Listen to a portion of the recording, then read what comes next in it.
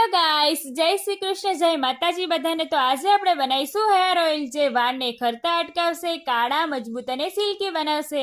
તેલ બનાવવા માટે આપણે એક કઢાઈની અંદર નાખીશું મીઠો લીમડો, આમળા, જાસૂદના ફૂલ અને પાંદડીઓ, સાથે ગુલાબની પાંદડીઓ અને મેથી નાખીશું। તો હવે એની અંદર આપણે નાખી દઈશું તેલ। અહીંયા આપણે જે ખાવી સિંગ તેલ ઈ જ નાખવાનું છે। અહીંયા આપણે તલનું તેલ નાખવાનું છે। તલનું તેલ તો વાળ માટે બહુ જ સારું હો।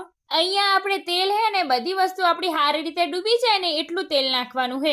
મીઠો લીમડો ખરતા વાળને અટકાવે હે, વાળનો ગ્રોથ વધારવામાં ખૂબ જ ઉપયોગી હે। આમળા વિટામિન સી થી ભરપૂર હે, ખરતા વાળને અટકાવે હે, વાળને કાળા, લાંબા અને મજબૂત કરે હે। જાસૂદ ખરતા વાળને અટકાવે હે, બે મોઢાવાળા વાળની સમસ્યા દૂર કરે હે અને એનાહીન કાળાય વાળ થાય હે। ગુલાબ મગજને ઠંડક આપે હે અને એનાહીન તેલમાં મસ્ત મજાની સુગંધ આવે હે। મેથી ખરતા વાળને અટકાવે હે, વાળનો ગ્રોથ વધારવામાં ઉપયોગી બને હે। મેથી વાળને સિલ્કી બનાવે હે।